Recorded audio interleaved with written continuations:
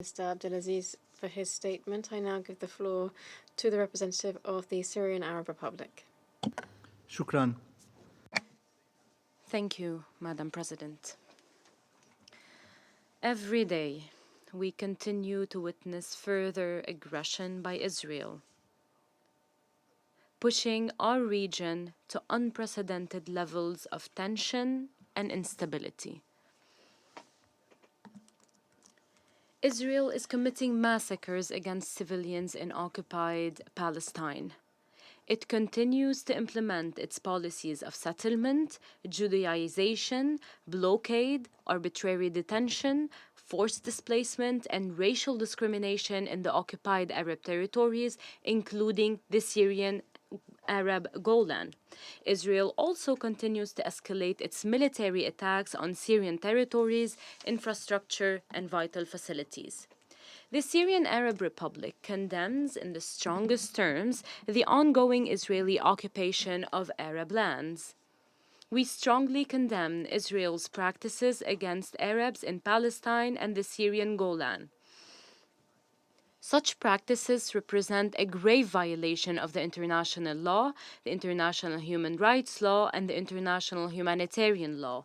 We call against remaining silent vis-à-vis such practices or allowing Israel to operate with impunity. We also stress that when some countries continue to support such Israeli practices or remain silent vis-à-vis them, they become complicit in these crimes.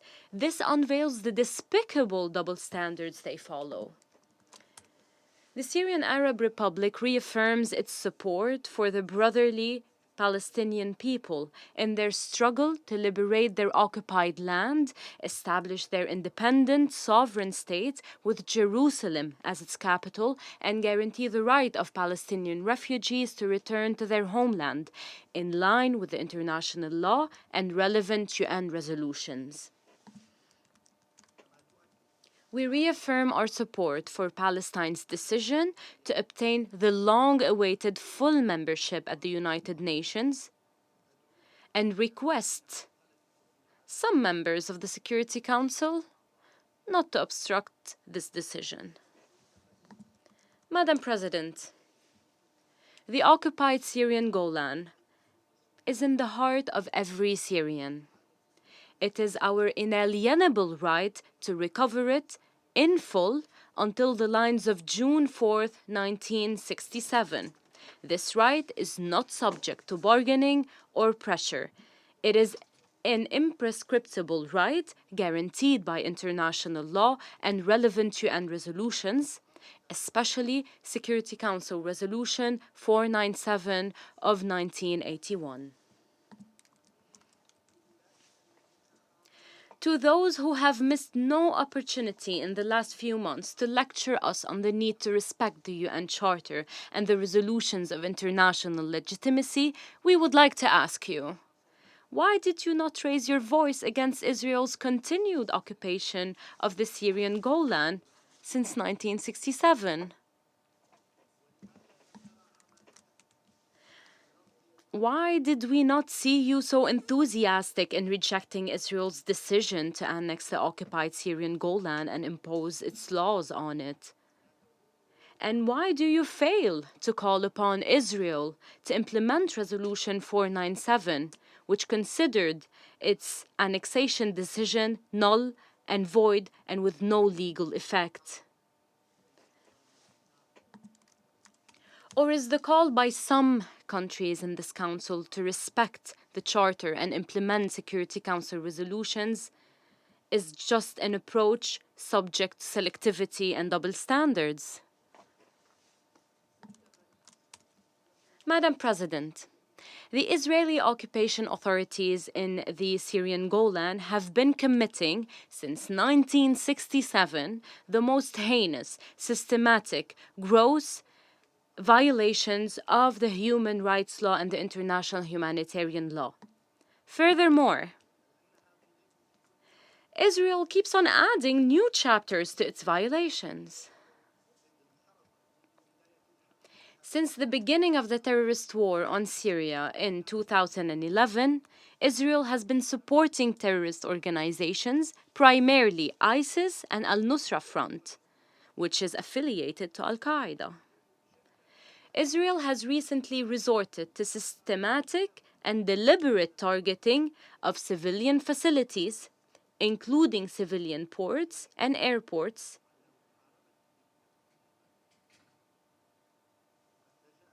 to jeopardize the army's capability to defend our territories. Israel has deliberately targeted our ports and airports, which threatens the lives of civilians and affects the delivery of international humanitarian aid, but also jeopardizes peace and security in the region and the world. The Syrian Arab Republic calls upon the Security Council to end its silence and to urgently shoulder its responsibilities to bring an end to the repeated Israeli attacks on Syrian sovereignty. We call upon the Security Council to hold the occupation forces accountable for all their violations and aggressive practices threatening regional and international peace and security. We stress that we will exercise our legitimate right to defend our land and people through all necessary means. My delegation, once again, calls upon the representatives of the Secretariat to fulfill their mandate and to not remain silent about or cover up Israeli practices in their reports and briefings. In this regard, my delegation is surprised that Mr. Wensland insists, in his briefings, on ignoring the Israeli practices in the occupied Syrian Golan and Israel's continuous military attacks on Syrian sovereignty, some of which are even launched from the occupied Syrian Golan. Madam President, in every meeting on this item, the European Union delivers a statement to derail the discussion from its main goal, namely, exposing the practices of the Israeli occupation. The European Union addresses issues related to the Syrian question, which have absolutely nothing to do with the topic of our meeting. This is an attempt to distract the attention of the Council from such aggressive Israeli practices. It is not surprising to see the European Union statement accusing Syria at a time when their statement is so scattered and its principles change and turn into a clumsy defense based on clear manipulation of the rules of international law when it comes to condemning the grave violations of Israel, the occupying power, and its arbitrary practices against the people of the occupied Syrian Golan or its aggression against the Syrian people.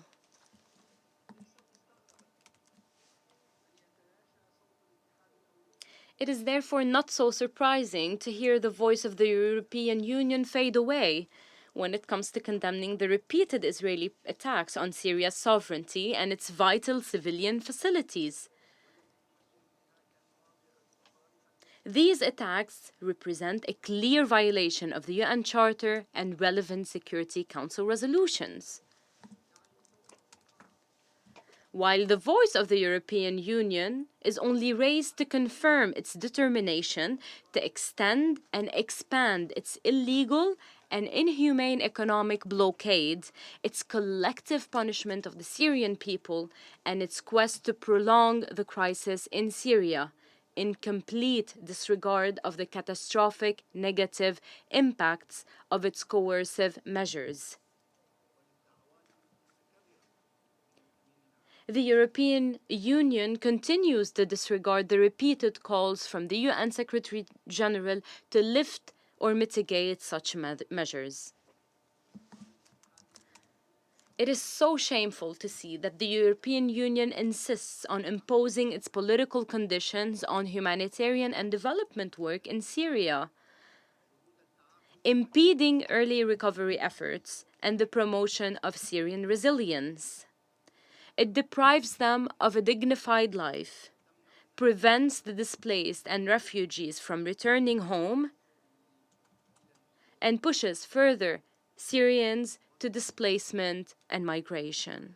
My delegation calls upon the European Union to fix its moral compass and stop its hostile policies against Syria.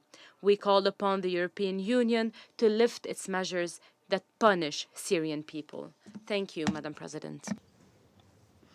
Je remercie le représentant. I think the representative of the Syrian Arab Republic